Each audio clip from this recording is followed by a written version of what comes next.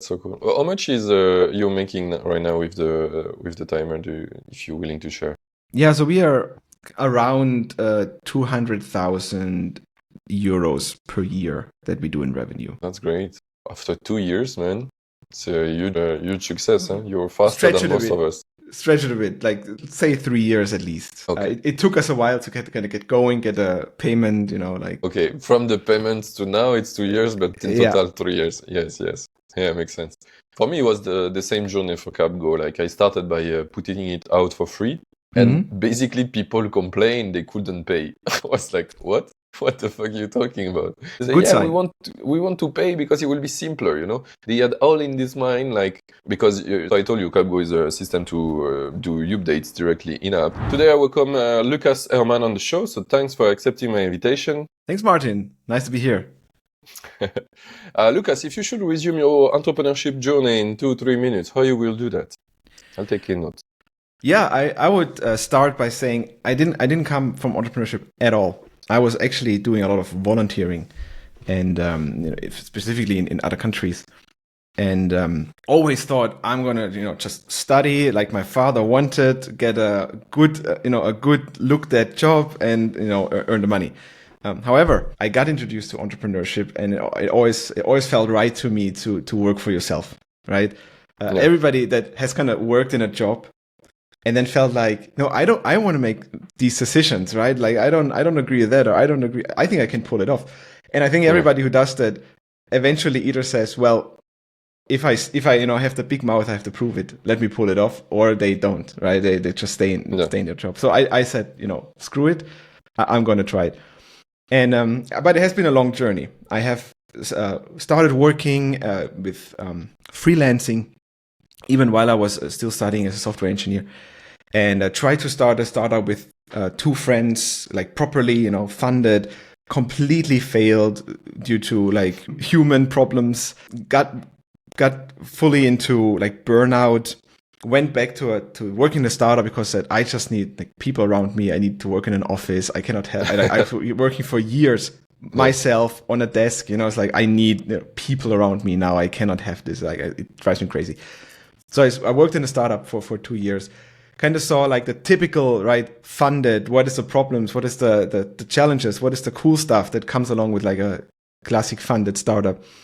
And then saw on Twitter mainly how people are going this completely different way and say, let me be bootstrapper.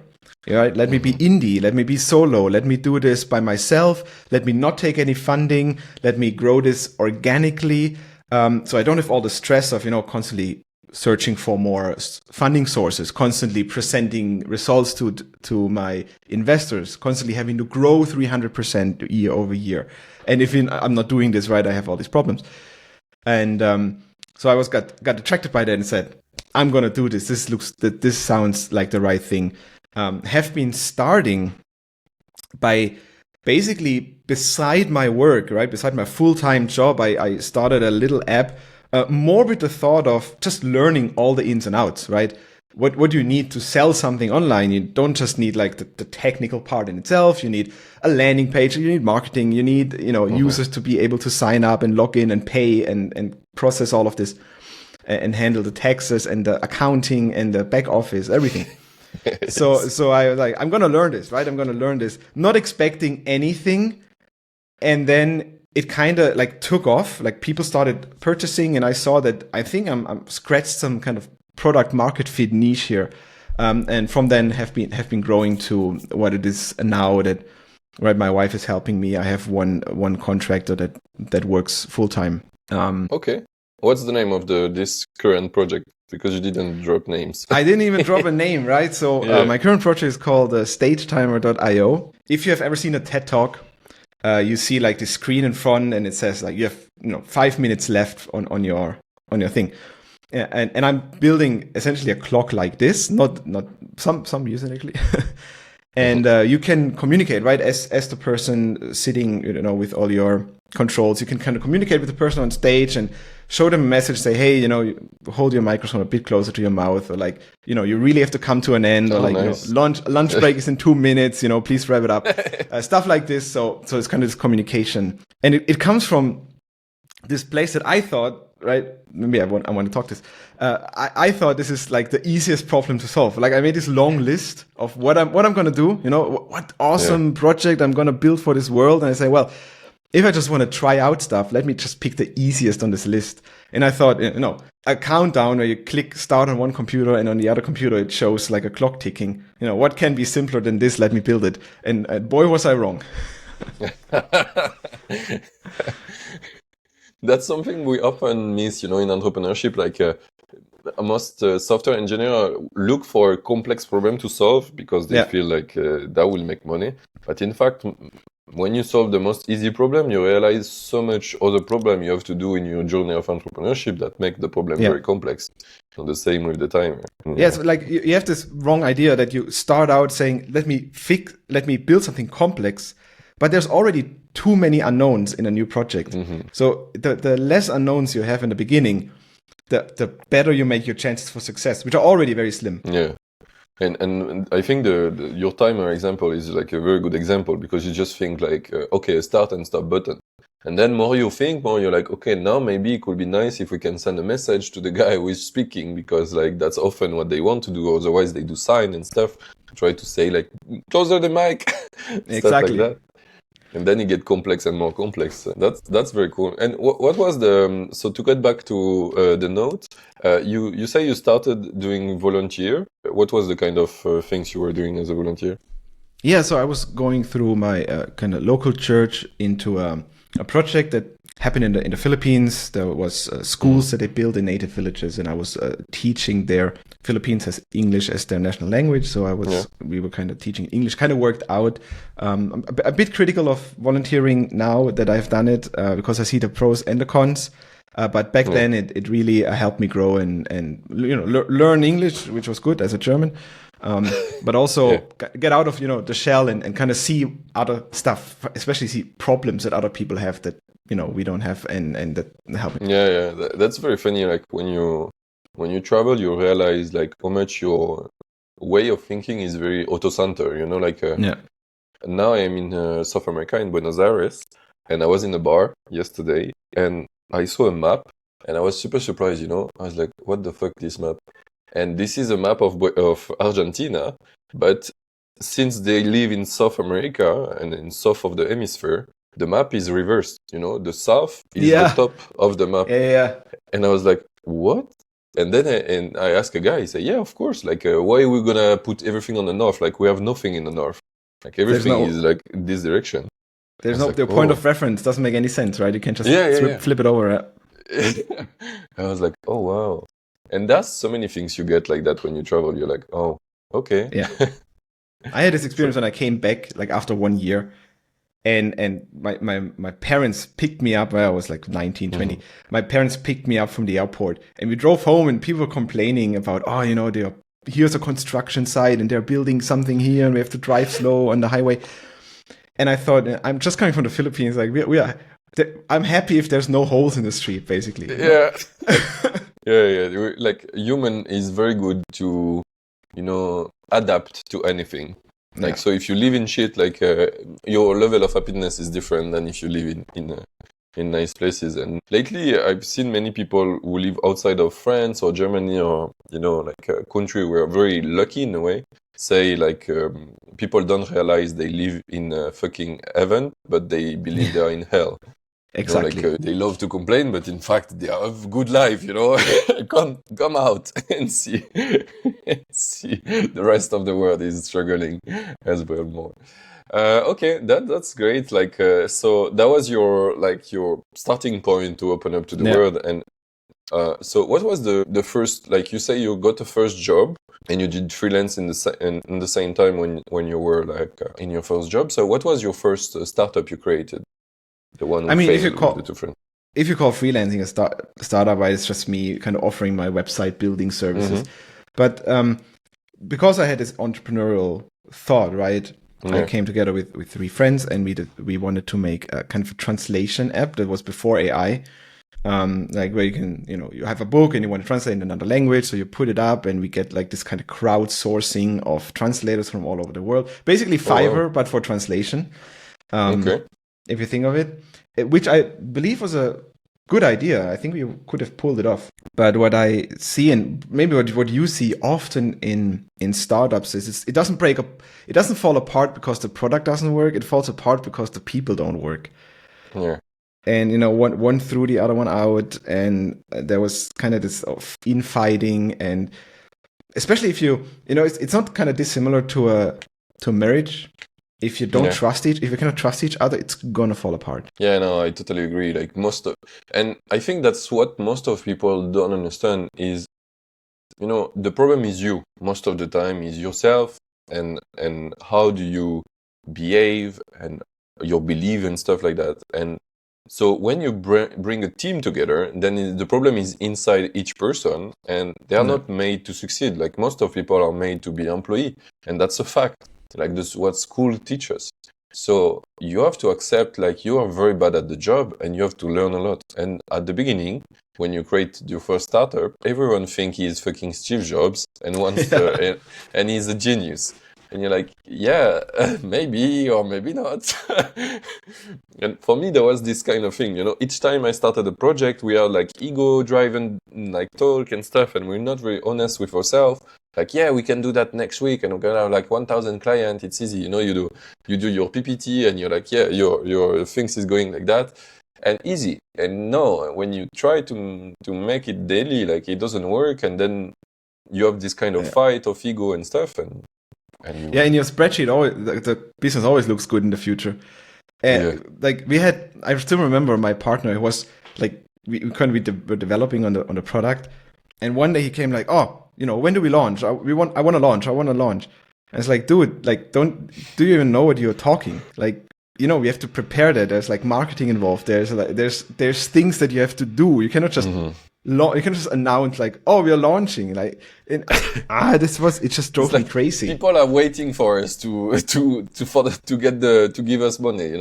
Some people, at the beginning you believe in that, and then you realize like marketing and everything is like you need to convince people very hard that you're worth the money, and that takes so much time, so much effort, so much like they have to see you everywhere many times, and then maybe like, okay, maybe I will try. Yeah, and I completely shifted my mindset there. Like I have this mindset now. I say I rather fail fast, right? You everything new that you do, you're always gonna make mistakes.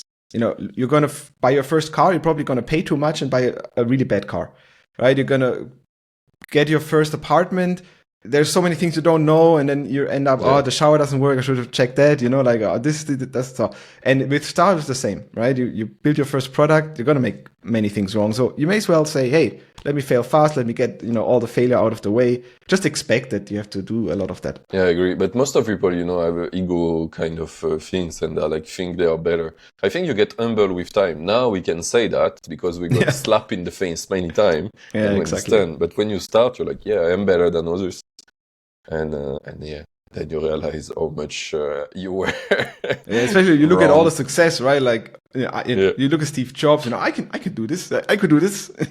Not that hard. Doesn't look that hard. But then you do it. Yeah, and you're even thinking like, oh, Steve just did it that bad, and I could have done better. So you started this freelance gig, during what was the purpose was the translation app, right? And you told me you got burnout from this one, or? Yeah, so there was kind of this mix, right? So I had this freelancing company, and then we did a startup, and essentially it went completely south and sour, and it ended up that my partner basically left to the US, and all the things kind of fell to me at the same time. I had to do the taxes, do the liquidate the company that we created. It fell back on me. Like one day there was like all these letters coming saying you have to fix this, and do all these things that. And we found out that our accountant didn't do a good job and kind of never handed in any of the documents that she said she would hand in. And I was scrambling and trying to how do I solve this? And fortunately found, an accountant, tax advisor that was in the end willing to help me, and we resolved it. And it's still ongoing, still not done. But at least I got it's like 3 years, what is it now? 5 years later, and I'm still, doing text documents from 3 years ago because God. everything was done way too late and it's way too complex. And all this hit me at the same time. It's like, I cannot do this anymore, right? I was really in a depressed state, and being depressed, can happen because you have this pressure and then you're alone and you cannot go to anybody. And I always thought, it's just now. I'm going to overcome it, right? I'm going to fix it. And it wouldn't go away. It just wouldn't go away. So much so that like last year, I went into therapy because of that. And only then was I able to really get better and get on top of it. Yeah, it takes time. Yeah. Like for me, this winter was terrible. Like I was like totally in depression because like money was not going in. Yeah. Personal stuff was like fucked. Like my relationship was fucked. Everything, like as you say, like everything fall in the same time. Yes. I was like, why? You can handle one of them, two of them, but if they kind of fall together too much, it's like this house of cards that suddenly collapses. Yeah. And I think that's something we often forget in the entrepreneurship journey is like, we like going all into this journey, but you have also like a social life, you have like a partner in your life, you have like a family and stuff. And these things like have also like some moment where it doesn't work. So if you are like 70 hours in the making, then you don't have time for that. But at one point you will go slap you back. And that's what happened for me, like I had no time for like handling other part of my life. And I was not making good money. And so everything fell down and you're like, what the fuck? Like I was I was like that close to sell my company. I was like, no, I cannot do that anymore. And your entrepreneurship is also sabotaging you in this sense, right? Because you don't have the office, you don't have your coworkers, so you don't have this kind of almost stable social life that being an employee brings with it. So you're already having this struggle that you need social contacts, right? You're a bit lonely because you're kind of working on your own the whole time. And then also because you have this mindset of like all the work I do, right? You immediately connect it to the money that you earn. It's like this one-on-one relationship. If I work 20 hours, I can earn so much. And you start kind of disregarding many parts of your life, right? Everything that is not critical suddenly falls off the table. Like going to the dentist, who cares, right? Like going to the gym, maybe, if it's important to you, but going out with friends falls off the table. And you do this for 3 years and you find yourself in a hole that it's very hard to get out of. Yeah, definitely. And I think now that's something I'm very careful of because I know like I have been in this journey many times and I try to don't get myself too much into this hole of just working. So now I work like during the week. I allow myself to not go out if I want, but the weekend I take off for sure because like I need this time. I know on the long run to be able to handle the shit where it's coming. I don't know, and that's very important to have this thing in mind because otherwise you're like. I literally learned that if I don't take 2 days of break in the week, like on a Friday, sometimes I say, if I don't take break now and just go outside and walk and just get rid of all these work thoughts, I'm not going to be able to work next week because it's literally such a strong relationship between your mind resting and you being able to power through another 5 days. Yeah. This is crazy. And this is funny because when you start your journey, you want to be free in a way, like for work, of a job, you have to show up every day. And and at the end, you just like realizing the model of work everyone's working is pretty good. It makes sense. The amount makes sense. Like having weekend makes sense. Working morning makes sense because the society is shaped like that and everything. Yeah, it's interesting. When I was in therapy, kind of the most important part, she says, is my therapist said, get a routine. You need a routine, right? You need things that happen consistently. Everything that's not consistent brings you down. Yeah, you take when you grow up and you leave the home and you suddenly you're an entrepreneur. You don't have your fixed working hours anymore. You think, world is open. I can do whatever I want. And then a few years later, you find out I shouldn't do whatever I want. I should have a routine. I should do. Yeah, I should have a normal job in my job. Yeah, that's so true. That's so true. Like for a long period of time, I was like working anytime, like without scheduling and stuff. And more I grow, more it start to be like it was a job before. And also, often when you're in the project, you were saying like you don't have a social life and you miss that. And for me, also the podcast has been kind of a therapy in a way, because you talk with other people with the same struggle, and you share that, and that's definitely make me feel I'm not alone in this thing. Like you talk about like you were struggling, you had therapy and stuff like that, and I think I was needing that for sure. I've talked to ChatGPT, was not the best therapy probably, but yeah, that's something I believe help each other. Even listening a podcast, I think often is also a bit helpful. Yeah, when people ask me like, what is the greatest problem, like the greatest difficulty when you become a bootstrapper, I say it's the loneliness. It's finding like getting connected again, especially if you do the kind of nomading and you go to Asia and you travel around. Yeah. You suddenly, in the beginning is awesome, and then you realize one moment, none of my friends are ever going to be in the same place as me for a long time. So you lose it, and you need these stable friendships in your life, even friendships that have nothing to do with entrepreneurship. Yeah. And you need this kind of social group, and then you look on Twitter, or you find something. You need something as a bootstrapper, some other people in your life that you invest time in, and they invest time in yourself. Yeah, it's really important. Have you done like nomading where you were like entrepreneur?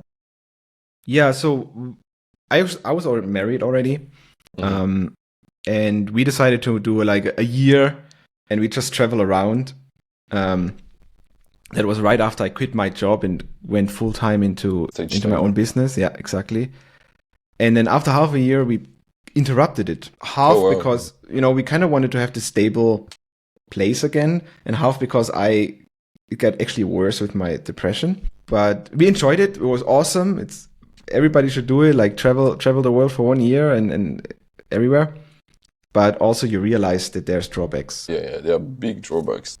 Like you don't have your habits and everything. That's what you were saying earlier. It costs you energy, and to find the place, to find the thing. Like right now I'm in this nice flat, but usually I like in my home to work on the sofa, but this sofa is shit, for example. So I don't have place to work nice and stuff. I have this desk, it's super tiny. And sometimes you have a gym, sometimes you don't. Like you cannot have a stable hobby because it may not exist in the place. Yeah, definitely. When I was in Madeira, I was going like every week to bouldering, and here I'm not sure where it is. Like I have to search, I have to learn, like the place, how it works, how to go there. So yeah, there are many things like bring instability, and when you're like in the journey of entrepreneurship, stability is also a thing. Like you gain freedom, but the problem is that with freedom come the responsibility of how do you use this time. And this is a new problem in your life. Right, and you need discipline. And not only you need discipline for your social stuff, what we just talked about, but also, in the beginning, you build a new product and it's amazing, and you're in this honeymoon phase with your product, and it's just, you love it. But eventually, it just becomes like any other job. It becomes work.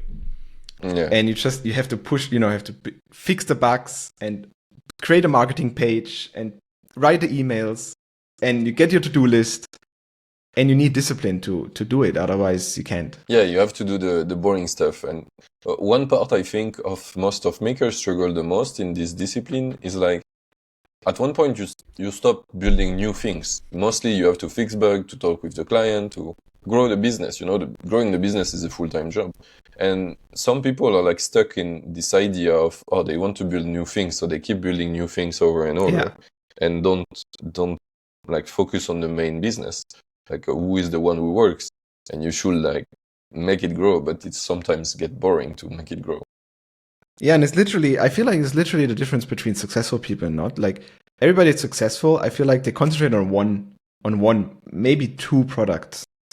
Mm-hmm. And everybody that is constantly chasing the new thing and building something new every time, not often that they are really successful long term. Yeah, definitely. I agree with you. Like the strategy of Mark, for example, of shipping a lot of things to find what's working is very nice to start, but you cannot continue like that because at one point you need to focus on something that works and make it like very niche, like continue and grow and stabilize, because I think this is one sentence of Warren Buffett, who say that this is not about being smart, of making good investment, for example. It's about to last. Lasting is the hardest job. Like finding something works, it's very easy. Lasting forever is super hard. And this is the thing. It's like we should focus, but it's like super boring to try to last. It's like not very funny. Yeah, but that's what actually makes it successful. And that's where you need a discipline, right? It's not just going to the gym every day. It's getting through your to-do lists. What you were saying also earlier about like when you work on your own, you don't have your circle of friend, of social life, and etc. I think this is also what requires a lot of discipline right now. Talk to people you want to be friend with, and have a nice relationship with. Is like nothing will push you to do it. You're not working with them, you're not hanging out with them after work and stuff like that. So you have to be intentional to create relationship with them, get out, invite them to do something. And most of people, I realize, are not really good at that. Like they are like just letting themselves flow in life and be friends with who is around. But in entrepreneurship, you have to choose people. Yeah. This is actually really interesting. We always say, like I talk to my wife about this employee mindset, right? Employee mindset is things happen to me and I kind of react to what life throws at me. And the entrepreneur mindset is the opposite. You have to want something. You have to say, here's my goal. I want to get there. How do I get there? Okay, step 1, 2, 3, 4, 5. I start. I realize I'm wrong, right? I adjust.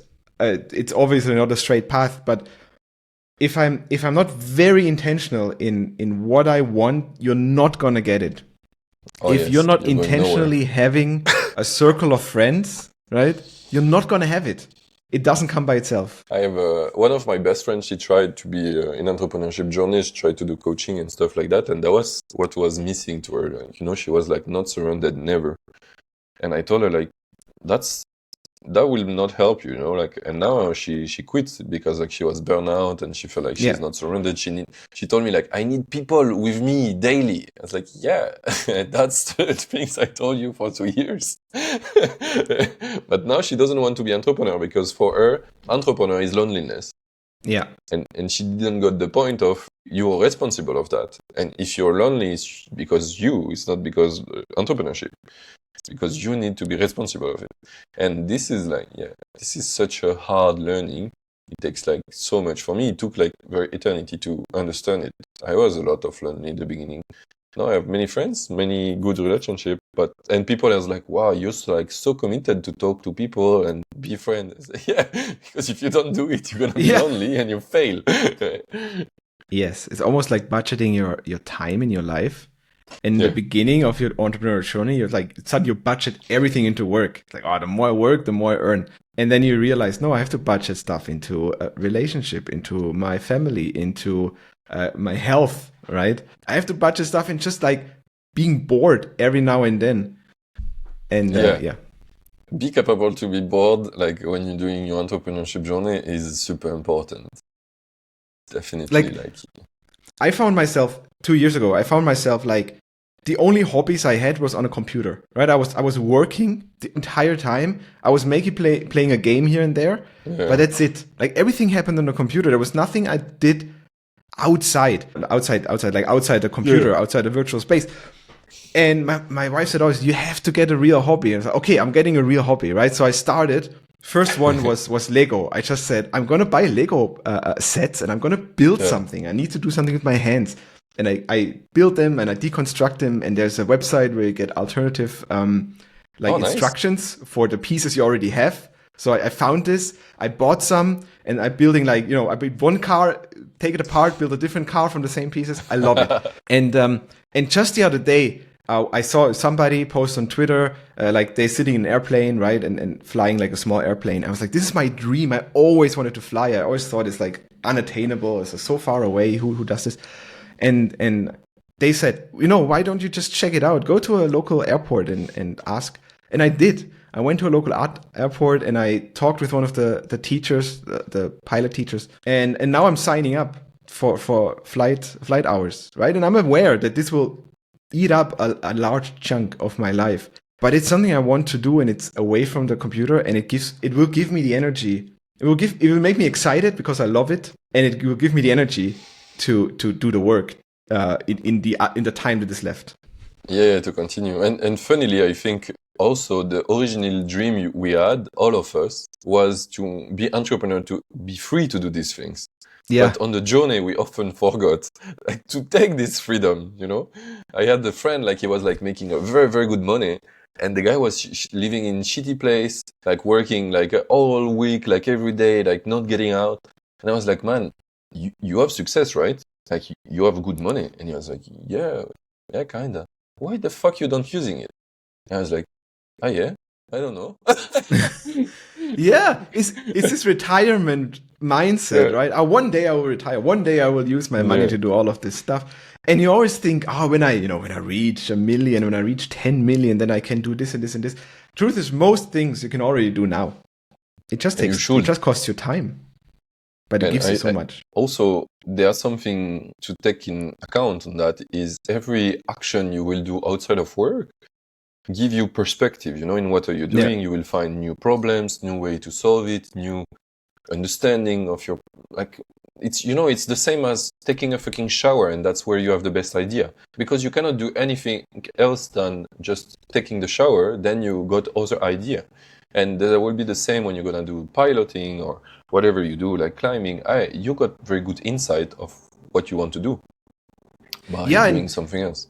I'm a lot on Twitter, right? And everybody that does the bootstrapping is, building an AI tool, to answer your emails, or a next directory or the next like boilerplate. And I'm kind of so sick and tired of these things. And I just would wish if people had more context with, I don't know, people that bring out the trash, right? People that collect the trash, people that fly an airplane and kind of get these other perspectives and understand there's so many more problems to solve in this world, and people that are really happy if you solve it for them. Yeah, definitely. I think it should be a thing, like instead of doing one idea a week or a month or whatever, you do one job a month or a week or whatever. And then from that, you get idea. Yeah. Because there are so many jobs, so many things in this world that are not solved, and people struggle with it, and there are so good money to do. Especially in the business area, it's insane, like the number of things you could do to solve like people problem. But you have to know the problem. You have to get out of your bubble and connect with other bubble to know that. Exactly. Talking about that, I am curious, like how did you got into the bubble of stage timer? Like what made you connect to that? So I already said that I chose the simplest idea. So one day I was in a studio of a friend, and he was doing a recording. And he has all his, buttons and switches. But there's this one thing where you have to stand up, walk to the other room to click on some kind of countdown timer. Start it, go back, sit down, everything is remote. Surely there's a solution where you click on a button here and the countdown timer starts over there, right? And as a cloud, and it's a web developer, it's like cloud, obvious cloud problem, right? Super simple, synchronize, bam, send an event. Build it, put it online, thought, cool solution, somebody will need it. Looked for some subreddit on Twitter, on Reddit, right? It's like, I'm betting there's some kind of group of people that need this. So I'm looking for like video, live streaming, post it there. People are like, oh, this is amazing. Can it do this? Can it do this? Can it do that? You put it for free at the beginning, or you put the price? I put it for free. Yeah, I just put it. Oh, nice. Just hosted it, right? Put it for free. I never thought that I would earn money with it anyway. And then people started using and started having requests, and I thought, may as well use it to learn all these skills. So I'm building some pro features that people have requested, and putting a paywall in front of it, which takes me 8 months to do because I was working full time. Okay. And the very day I launched my paid version, which I only announce on Twitter to my 300 followers, I'm getting my first purchase. Nice. And I think, amazing, there's something here. Maybe what was the price, the first price? $8 months? For a month, yeah. Okay. Yeah, that's great, starting with that. And you got your first client. Typical startup price, and then you go up from there because you realize, it's B2B and you can charge much more. Yeah. and when, how long ago it was? This was 2 years now. Wow. So that's a good path. Often we say like you need 2-3 years to get like very like be capable to live in with it, but you're like more than that now in 2 years. That's amazing. And so what audience do you find your timer is the most valuable for? Like what kind of people are using it the most? Yeah. So I actually, when I got in, I didn't know this world at all. And we just really looked at who is signing up. Mm-hmm. And they sign up with their company email. So we just checked out the companies, and we saw it's a lot of these video production companies, right? If an enterprise hosts an event or anything that you see on TV, it's often not produced by the people themselves. They hire outside contractors. Then they come with the cameras, they come with the light, they come with the audio. And the people that came with the cameras, they also were the ones that did the mixing and the live streaming. And these were the ones that purchased our products. So what we did, we tried to talk to them, right? Like, hey, tell us, how do you use it? What do you do? How does your daily life look like? And we are kind of seeing into their world. I was once invited to one event, like an esports event that happened in Berlin. And they took me backstage and they showed me like, here's the big screen and there's like all these camera angles and here's your timer and here's this and here's that. And then there's the analyst panel and they have this gigantic screen in front of them that you don't see on camera. Oh. And it just shows my timer, right? And they can show the messages. And then there's the commentator booths. Every one of them has the screen. It's like, okay, so this is how people use it, right? They just put it everywhere. Everybody sees the same. Everybody knows, okay, in 5 minutes there's lunch. In 10 minutes there's like team selection, map selection, and then next game, 15 minutes countdown. And yeah, it opened my eyes and I understood, okay, now what do they need? They need like it has to be real time, right? It has to be reliable. It has to be this. So you understand the features that you need to build. That's so cool. You can see your product in real life. Because, I told you, like, CapGo, for me, it's very, like, a background project. Like, no one see it, really. Yeah. It's like you work in background. But you can go somewhere and see what you've made, used by people. That's very nice. And it's just awesome because every now and then somebody sends me an email. It's like, hey, I think it's a stage timer. I saw it, some kind of conference and they have it there. The other day I saw on Reddit, somebody sent me a link and it was like the Trump presidential campaign. Yeah, right? I saw the tweet. Yeah. And there was the picture from somebody from backstage took the picture and there was, the person standing there on the podium, people watching. And there's a screen that says, you're 5 minutes over. And it couldn't really, it's a bit grainy, but you can very clearly see, like, this was my product, right? My logo was even right there. It means they didn't pay, they just used the free version. But that's just seeing this, like, yeah, it has arrived. It has arrived. Like, people, they think, I need a timer.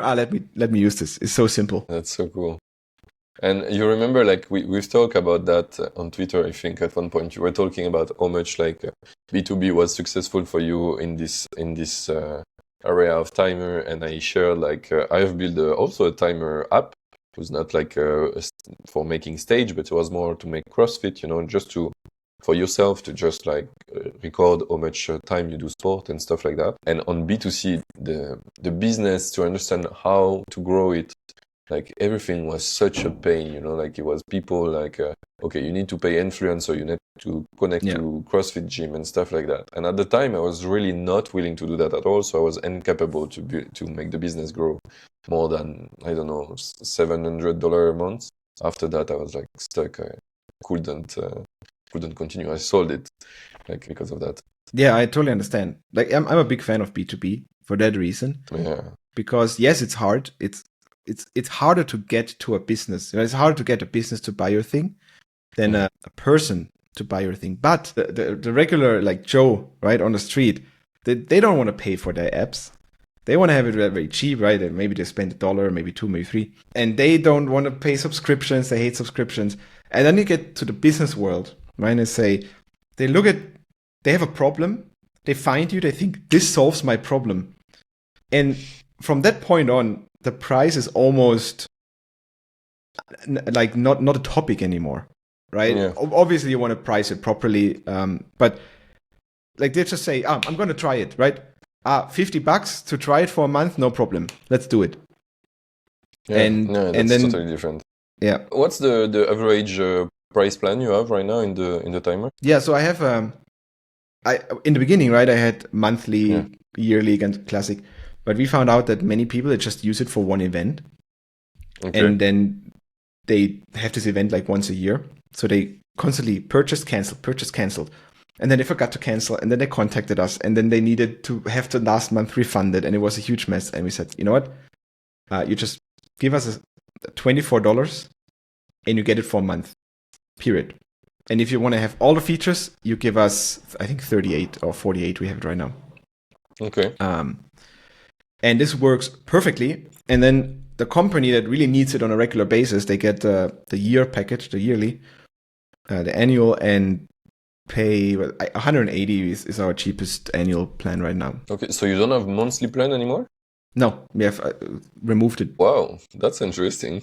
That's very like unusual. But you have Yeah. like instead you have a 1 month license, Exactly, and it which is not expires recurrent. and Yeah. it doesn't recur, and it saves us so much.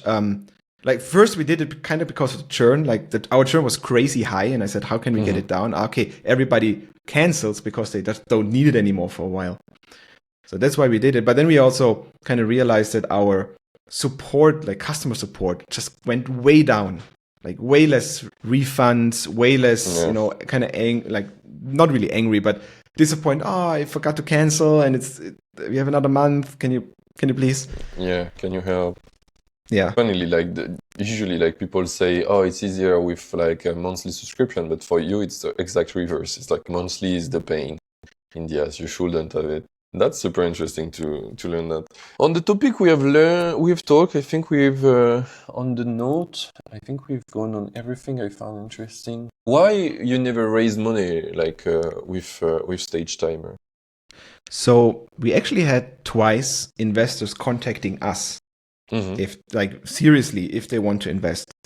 And we had one from the Netherlands even coming to Germany, and he sat with us in the hotel and we talked about it. We did our pitch and we talked it through. And we kind of both left, I think, the meeting with the same sentiment. Later we had a call again, and he said, we really love your product, but the niche is very small and the growth can only be so much. There won't be the kind of hockey stick explosion with this product unless you do whatever, different verticals or extend your product into different niches, which we kind of didn't want to do. So we both said, you know what, let's just grow it. He gave me some tips. He said how I calculate my total addressable market, how I should approach this, how I should approach this. If I need any help, I can approach him. Have talked to him a few times already. But both realized, it is really a bootstrapper indie hacker product. It really won't be that the 5 million revenue per year that it needs to, have a great exit. And I'm totally fine with that. For me, it was always the kind of starting point that gives me the capital to do my next product that, needs more money. So I can have it. Now I have it, right? I'm not employed anymore. I have the time. I'm working on my own thing. And because it is this is the whole thing why you make a product. In the beginning, it's very hard to grow. But once it is big, once it is matured, you can not work on it for 2 months, for 3 months, and it still gives you the same money. Yeah, that's so cool. Well, how much is you're making right now with the timer? If you're willing to share? Yeah, so we are around 200,000 euros per year that we do in revenue. That's great. After 2 years, man, it's a huge success. Huh? You're faster than most of us. Stretch it a bit, like let's say 3 years at least. Okay. It took us a while to get going, get a payment, Okay, from the payments to now, it's 2 years, but in total 3 years. Yes. Yeah, makes sense.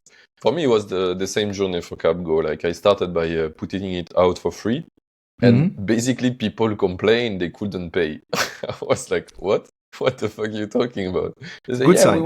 we want to pay because it will be simpler, They had all in this mind, like, because, so I told you, CapGo is a system to do updates directly in-app. And people wanted that, but they didn't want to store themselves the update. They didn't want to have a server to check everything. They wanted that done for them. Like, when you host on anywhere, your website, you don't care about how to host it. And that's what they were needing to do at the beginning when it was free. They were needing to host themselves things. I was just like creating a plugin. And then they say, no, we want like all inclusive, Yeah. and we don't think about that. I was like, okay. 1 year after I launched, somebody built an open source alternative for Stage Timer. Wow. In the beginning, I was like super afraid. Oh man, people are gonna use this. Is can do the same. Maybe can do even more here and there. But it didn't literally change nothing. It changed nothing because people want this. I sign up, I have it, it works, right? Open source always means there's some kind of extra steps. Yeah, you work for it. There's extra steps involved. I have a bug. Okay, well, in 6 months it's gonna be fixed, maybe, or maybe not. And with a paid product, the people are gonna take care. It's online. It's available. It does what it should. And if I have a bug, I know how to contact somebody. Funnily, I have both in my product in a way because I am fully open source on CapGo. So there are some people they would want the struggle. Definitely, they don't even look at my price and they're like, yeah, we're gonna read the doc, struggle for months to find yourself how to install that shit. And I'm like, wow, man, you have so much time to lose instead of working on your business. It's insane. Wish could do the same. But yeah, that's funny. Like for me, it doesn't change much. Like in fact, I have many people using CapGo paid and CapGo in open source, but the open source one asks me very often questions and problems they have. So I just understand them better. And over time, I convert them to the SaaS solution because my price is way more cheaper than them working like 2 hours a week or a month on it, like, to make it work. Like, literally, it's even wrote in the documentation somewhere, like, just remember how much your time costs and how much my product costs in a year. You will see, like, it's like barely 1 hour of your time. So you should maybe pay me. And that is the sweet spot you want to hit, right? You want to hit the sweet spot that people say, it's worth it. Like, it's this no-brainer almost. It's obvious that I should pay for this because the alternative is way more expensive. And if you are at that sweet spot, people stay and Definitely. They don't leave. Yeah, that's the exact case. Right now, I have not this sweet spot for enterprise or big project because my price like gets super high. Like if you have million of users, you can pay me like at one point the calculator get crazy, get like to 12 or 16,000 a month. Man, when you have million of users, it's a lot of requests. So I have work on to optimizing the cost because basically it's just growing because of my cost explode. And right now I'm able to divide the price by 2, I think, because of that on the big client. So I will do that. And I will probably attract more clients on this side. But yeah, this is a funny thing, like this pricing. And the open source, I'm even sure for you, it got you more client over time. At the beginning, maybe you get scared of it, but over time, you will have people using the open source things, complain, and go to pay one. I didn't open source my thing, but I think it's a good model actually. Yeah, no, but I was talking about the one who did the concurrent one of yours. I'm sure he bring you client because it's just people complaining. Not everyone is happy with open source. Some for sure, but some will not. Some are thinking they need open source, and they will realize no, they need like a product which is like with support. Someone will help me, someone will do for me, and I pay for like free of mind. To don't think about it. So I mean, as soon as people hit this border of I have to set something up that works in the cloud, even if it's an open source software, it's just hard. It's always hard to put something into the cloud. So if you have a product and you say, hey, we are already in the cloud, everything works, like distributed servers, uptime, reliability. We maintain it for you. Like, okay. Yeah, definitely. And I think that's why at one point, like the serverless things become a thing is because maintaining a server has a fucking cost. It's not like easy. You have like a problem, downtime, a security issue and stuff. So that's require like some work. And that has a value for many companies. They have other things to do than to maintain a server for a timer. If they are like a video company, they have other shit to do than maintain a server. Exactly.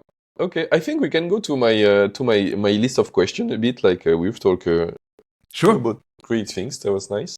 What's your biggest success for you in your indie maker journey? Earning the first dollar is always the biggest success. Like amazing. It feels great. It's like the start of a new life, and you feel like Steve Jobs. Yeah, definitely agree. And how long it took you to be capable to quit your like everything else and be full-time paid yourself? Yeah, it took me basically 16 months from writing the first line of code to quitting and being fully self-funded. Nice. That's so cool. And how long it took you to employ your your partner?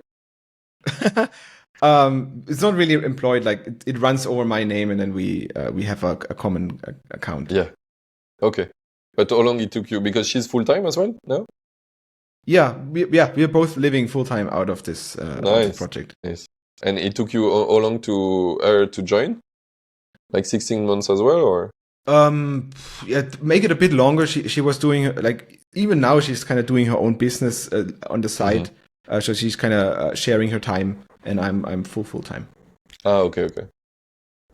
Another question is like on your routine, like how many hours do you work a day? Yeah, 6. I would say it's the thing is if I concentrated work code 6 hours, my mind is fried. However, if you do emails and stuff, it can be longer. Yeah, you can do more. Yeah. So I actually, more interestingly, I don't work Fridays, Saturdays, and Sundays usually. Oh, 3 days weekend. Yeah, I do. That's I do cool. 4-day week. I was at one point doing like a concept I created. It was the no more Monday. Because Monday is so much attached in the mind of people. Like, oh, this is the start of the week. A weekend was so great, and you're like kind of having this bad energy of this is the beginning of the week. So I decided to try to kick out the Monday to say like, no, I have one more day than everyone else. Yeah, I wanted 3 days, so I kick out all meetings from Fridays. Okay. And then I have the freedom to, like, on a Sunday when I'm recovered, I can work a little bit, but I don't have to. And this is the free day. I can do whatever I want. That's so cool. That's super, super nice things. And so you told me like, what's usually your routine like of work? Like, how do you shape your journey, your not journey? I have almost normal working hours. I start 9:30. I have the calls with the people that work with me in my team. Now I have a second product, so I'm having calls there as well. I usually finish, like we make a really nice lunch break at around 3, and we watch something, me and my partner, and it takes 1 hour, and then I work a little bit more, and then I get tired, and then I stop. Okay. Around, I don't know, I would say 6, 7. That's cool. On the other side, like thanks to your project, like often, like we were talking about the outside things, like do you have something in mind, like you got yourself, like it's expensive or something because like you got this freedom? So maybe it's the plane license, or you have something else in mind?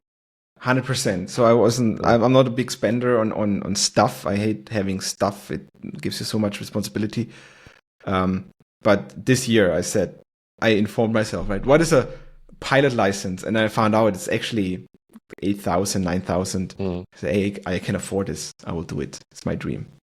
That's so cool. So you're doing the full license, because my dad has the light plane license, I'm going to do the light plane. Cool. Yeah. That's the best one to start, because you're super free to play and to drive wherever you want, when you want. Exactly. And it's cheaper to fly, right? Like, I didn't know this, but a Cessna it really costs like 250 euros or something to fly per hour, because it just eats up like a whole car tank full of fuel. It's crazy. Yeah, and everything is expensive. Like when you take the full license, like everything is like such a process. You cannot like just fly super easily. Like keeping the plane safe is like expensive. Flying is expensive. Making a plan is expensive, and everything like taking care of it. When you have the light plane one, is way easier and funnier to just like plane. Yeah, and it's flying. Yes, it's amazing. Like my dad has it, And he had a plane at one point when he was having money. Now he has less money, so he sold it. But it was so cool. We just like fly to grandpa, flying to anywhere, and you just like, let's go. I've never done it. I know nobody that flies, and then they took me on like just a test ride. Like, let's go up. Yeah. You know, it's like immediately hooked. Yeah, definitely. When you're like, oh wow, that's it. Did he made you try to drive it? Yeah. Yeah, that's so cool when you do that. Best. Because when you are high up, like it's super safe anyway. Super easy too. Yeah. Yeah, it's super easy. The landing will be the hard part. That's the thing. Yes, and you have like so much like details to know to safety, you know, like because landing, if everything go good, is not so hard, but landing safe anytime, this is the hard part. Like this is crazy.